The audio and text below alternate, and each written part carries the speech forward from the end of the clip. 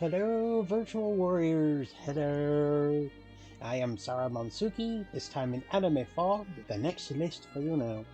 So we've done bosses, secret bosses, main bosses. Let's move away and speak of something just as common as bosses: gaming video game sequels. Gaming sequels are pretty common in all forms, starting as early as the SNES and the Sega Mega Drive. You can get gaming sequels in all the genres, from RPGs to horror, platformers, sports, racing, simulators, sims, everything. Gaming sequels are the chance for new stories to be told, to improve the previous game's flaws, explore more mechanics, invent more worlds or levels. But not all sequels are equal. In fact, some are just pointless from release. Some sequels barely add anything, take too much away from the original, or just disregard what the OG games did, OG meaning original. So here I've compiled 10 gaming sequels that I deem unneeded because the OG game was fine, the OG game didn't need any improvements, or this new sequel is just dull. To be clear, I'm picking games that are what I consider actual gaming sequels, be it in the mechanics of the game, it continues the story, or as a sequel in the series. I am not picking a new entry like Final Fantasy 789 or Dragon Quest 789. The more pointless, duller from the sequel is, the higher it is on this list. Also, please note, this is entirely my opinion. Leave a like and subscribe, it helps out the channel. Unless credited, this is all trailer and gameplay footage. So here we are, the top 10 most unneeded sequels in video games. Number 10, Ratchet Gladiator. Growing up in my teen years, I was a big fan of the Ratchet & Clank series. A series of comedic characters, goofy or evil villains, and guns. Lots of guns, mayhem, and chaos. Ratchet & Clank 1, 2, or 3, and even these days are a fine time and still holds up to this day. Though the original trilogy had a fourth game which just kind of came and went, called Ratchet Gladiator. It has a pun name, I'm not doing it here, I'm not being censored, or, restricted. Just look it up online. Ratchet Gladiator puts the heroes in a death game setting. Think normal gladiators but with death and guns, fighting for their lives. Now, Gladiator, in core gameplay of the Ratchet & Clank series, is still there. The guns feel good to fun to use, they evolve and grow stronger, there's plenty of chaos and fun, but otherwise, all the charm of the series was kind of gone.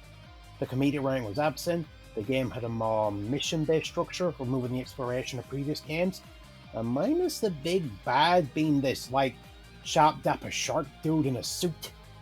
It didn't really have anything memorable. Heck, the Ratchet himself looks like he's been squished with a bobblehead in a suit. In other words, the game is fine, still fun I guess, but you can remove it and the series won't even miss it. Number 9, Bioshock 2. Bioshock 2 takes place 8 years after the OG game, putting you in the shoes of one of the big daddies, an old one called Delta, who is bonded to a single little sister who has been captured, and you head out to find her. Now, the original Bioshock was an excellent and nice, slow, more horror-like experience, with careful gameplay and survival. This game is more gun trigger happy, with enemies spawning more rapidly, you have technically bigger guns, you're 8 foot tall and built like a bowl, and it has an inbuilt escort quest in that Delta can find other little sisters and safeguard them as they're on their way. Now, I'm going to be clear, Bioshock 2 is not bad, I enjoy it quite a lot. But when you compare it to the original, it lost a lot of the appeal, both because of the more rapid gameplay, and the one thing it can't replicate from the original, the wonder. In the original, you were a player in a plane, trapped in a ravaged underwater city that was once normal. Now you are again in a slightly more ravaged place with more deranged locals and just more water. Also, besides wielding a power and weapon together, this game is pretty much the same. It's just, you can't really show off a new ride at a theme park and expect a near identical ride to get the same applause. Number 8, Murrah Pi 10.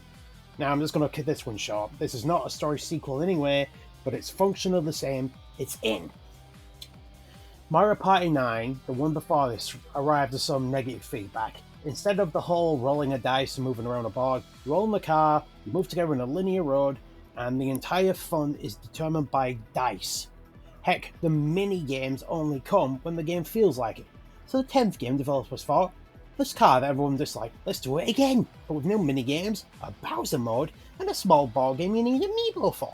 The Bowser mode was okay in concept, but 4 players versus the players on the gamepad, the Wii U thing, and I will admit, I like being Bowser and messing with the players, but this wasn't Murrah Pi. Unlocking a content behind plastic figures was boring. And let me be clear, for 4 players to play this game, you couldn't share one, you each needed your own amiibo figure. Thankfully, the next entry brought back all the fun on the Switch. Number 7, 012, the Cydia, Duodecim. Now this one I wasn't quite sure qualified because it's both a prequel, a re-release, and a sequel at the same time, but it's still pointless, so let's get on with it. The Cydia is an RPG action game with the heroes and villains of the Final Fantasy games 1 through 12, the original one, and this game just expanded the list with 4 new characters. From Final Fantasy X, 4, 7, and 8, and Lightning from 13. All this game did was add a short prologue story with the 5 new characters that vanished across the story and never mentioned again, some new post-game stuff, and an ending. And that's it. All 1 2 just put in a prologue, kept the main game exactly the same, with just tweaking and adding moves, and a hard post-game, which does have an ending and does count as sequel material with a new boss. Heck, it was graphically even the same, they were both on the PSP. The game is fine, but this was an expanded re-release, and it was a pointless sequel, so it's in.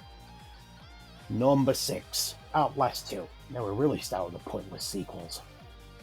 Outlast and its DLC Whistleblower are excellent horror games that will leave a few diapers fully loaded.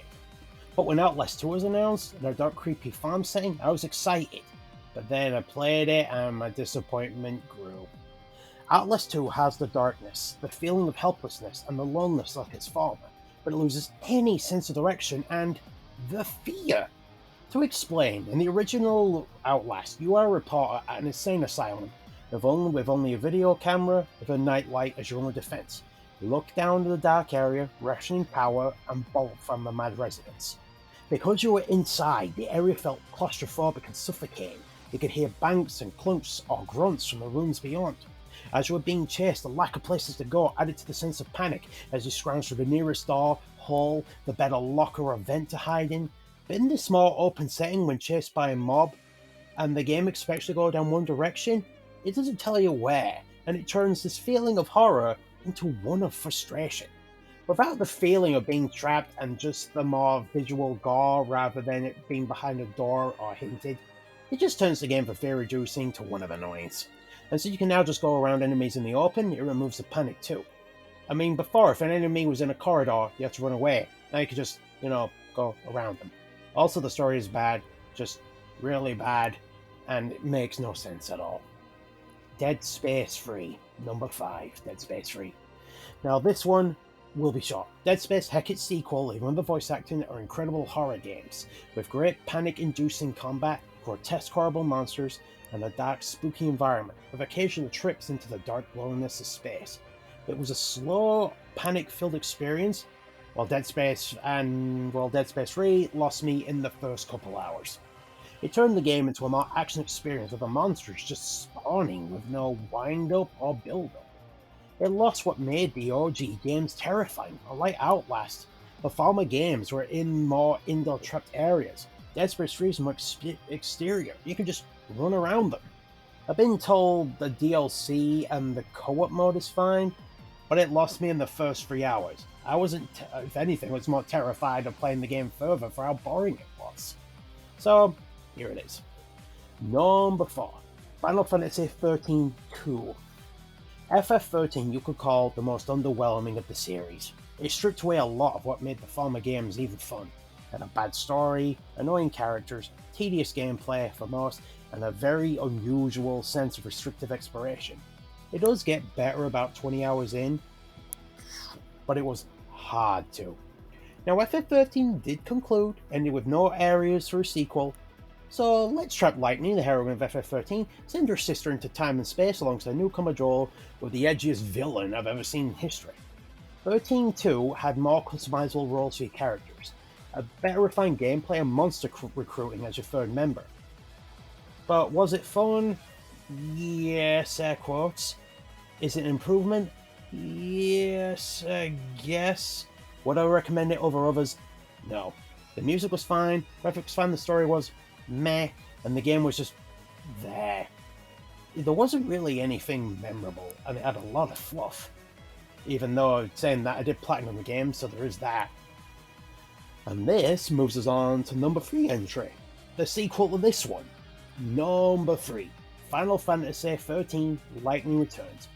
So yeah, the pointless sequel got another sequel, which automatically puts it higher. To spoil a previous game, Sarah died, the world got ruined, the people are cursed with infertility and no aging, and they only have 7 days to fix everything before oblivion. Like before, you're now in the hands of Lightning. You have to fix these lands in a 7-day cycle, with some story beats needing you to wait till a certain day or complete a task the previous day. This game was just one big why, honestly. The game expects you emotionally invested, which I kind of was. The characters emotionally drained. In fact, it's even said in the story they are stripped of emotion, most of them.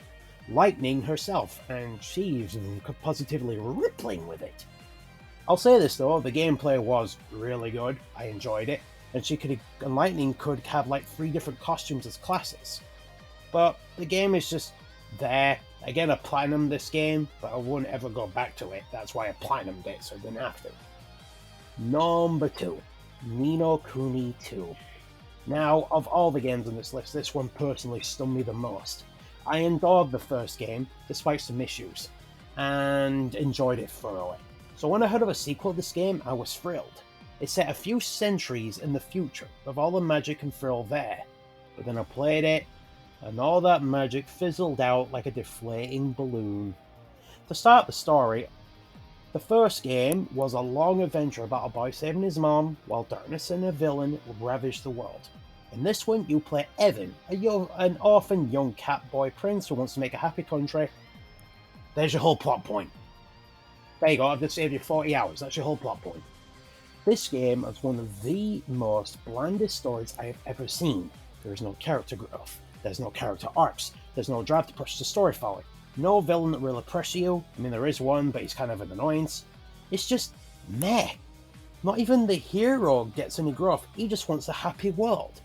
And I'll remind you, Evan is a young boy, no more than 12, the game makes it imply he's about preteen, whose parent has just been murdered, his stand-in parent has been murdered, he is exiled and forced from the land, and he cries and grieves for all of 2 minutes. This game even forgets it's a sequel with an almost painfully generic villain, and a plot device driven from the first game that just comes out of nowhere. The gameplay is fine, I can give it that. The battle is more action-paced and fun, but it's easy. Like, stupid easy.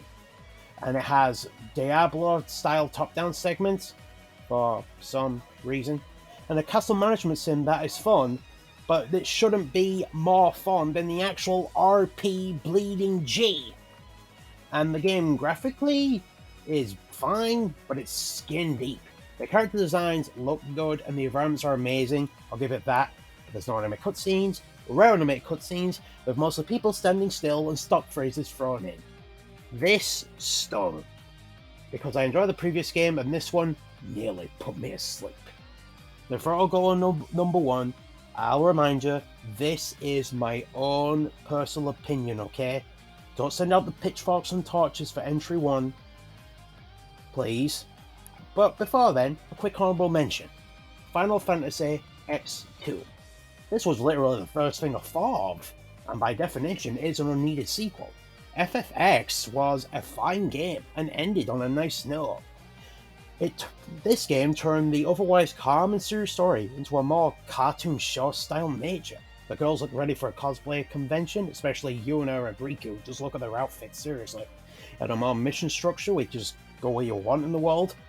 But compared to the rest of these games, FFX2 did its own thing. Had a new gameplay system, had classes you could swap on the fly and customize with each of the girls, had some solid story segments, and the game was just fun. So a pointless sequel, yes, but it stands on its own merit, and I'd recommend playing this game, even if you love the original. It's fun. Might be annoyed how they do the girls, but it's fun. Here we go. Please don't crucify me for this. Number 1. The Last of Us Part 2. Now, when I heard about this game being announced, I was mystified. The Last of Us, which I'll call Tilu for short, is basically a world ravaged by a fungus cordyceps that infects people. You'll play as grizzled adult Joel, sort of hardened by the life he has, helping teenage Ellie to find a cure for the fungus, and yeah, that's the basic. Now, let me say this straight away, Tilu 2 is fine. It's absolutely fine. It's one of the most graphically well-made games I've ever seen. The levels are organic as heck, the level design is pretty good too, and the gameplay is excellent. But the story and the reason for this game to play, yeesh. To stop this being a rant, I'll keep this simple. The game Tilu 2 is set a few years after the first one, with Joel, sorry for spoilers, murdered in literally the first 2 hours by a new girl Abby and a group, because Joel did something dickish in the last game which made her mad, sending Ellie on one big revenge plot. So the game puts you in Ellie's shoes, questing to find Abby a murderer, and her friends because they're there and in your way. But upon ready to shoot Abby in this confrontation, you rewind a few days and now you play as Abby? And it reveals Abby is not in fact this bitch woman. She's in fact a normal girl. She has a pet dog she loves and plays with. She lives in a normal-ish world considering the environment, has a group of friends, has feelings and drive, meaning this crappy woman who murdered Joel is suddenly normal, and Ellie is in fact a crappy person now. The game, I think, expects you to sympathise with both girls and their drives, but all it did was make me dislike them both. Personally, I preferred Abby a little bit more, but that's as much as I can give it. Tilu 2 has no growth at all. Ellie starts out vengeful and ends vengeful. There's even a point where the game could end, but nope, 2 more hours of revenge. Abby does have a bit of growth. I can sum it up like this. I was in big group fighting this group, but my group might be evil because they are me, therefore I'm a slave for this other group. And there you go, I'm not kidding. The biggest insult to me as a player was the 2 confrontations of Ellie and Abby. Instead of Ellie, who wants to kill Abby for revenge, you know, the one that murdered Joel and is the sole reason for this game, you play as Abby defending yourself from Ellie. You beat her up, punch the daylights out of her, and you let her go. The second time they fight, you control Ellie, who discards everything positive, and I mean everything metaphorically, just to kill Abby, has a life literally in her hands, the so-called bitch who she's hunted and murdered for the entire game, only to let her go, and now roams the world alone and empty. Gone is the slow growth of the characters, the need to survive against all odds, a slow growing bond gently coaxed by the world, savage mutants there to kill you. All this game is just 2 girls being thick, killing because it makes them feel better, and that's it. In fact, you know, the infection, the big fungus thing that was the driving force why this world as it is, that's just there in the background. I'll stop there to save raving, and look, I platinum the game 100%, so it's solid, but this is the pure definition of an unneeded sequel. Why it's even called Part 2 is puzzling. Part 2 makes it sound like this game was originally planned as a like a duology thing, but Tilu 1 didn't even leave anything open at all. Just play Tilu 1, or if you're feeling vain, get the remake. That's just as pointless too. But it's much better. And there we go. Well, what did you think? Did you enjoy the video? Are there any sequels you think should be here or not that aren't Tilu 2? Because I know there's going to be fans out there I'm just pissed off. Leave in the comments below. Otherwise, thanks for coming. If you enjoyed what you saw, please leave a like and subscribe. Hit the bell from notifications. Check out my Twitter and Twitch page, which are in the links below. Otherwise, see you later, Warriors. Have a good one. Stay hydrated, stay safe, and stay strong for your friends. Until then, see you.